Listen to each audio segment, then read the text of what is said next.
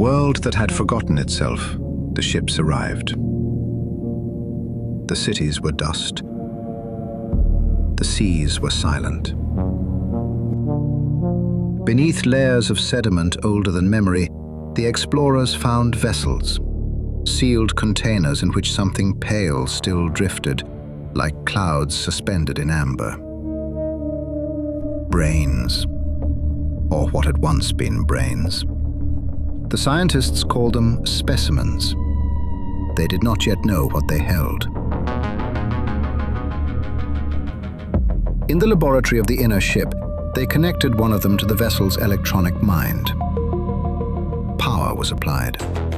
The thing inside the liquid stirred. A line of perforated tape spilled from the machine. "What do you want from me?" it asked.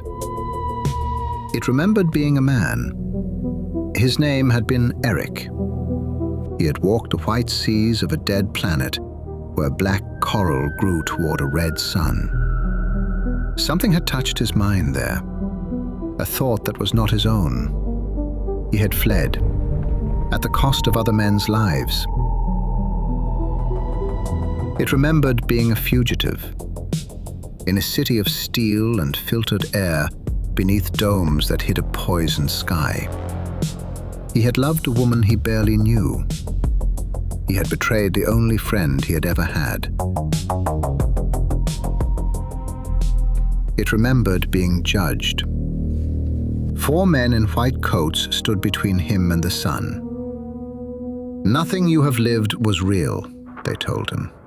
It was a test. You are sick.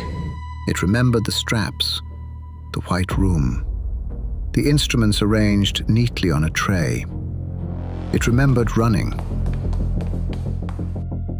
Down through the forgotten canals beneath the city, where others like him survived in the dark.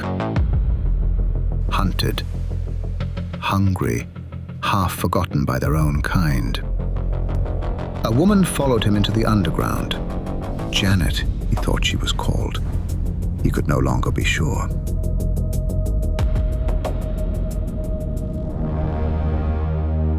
Slowly, in the silence of the ship, the consciousness understood.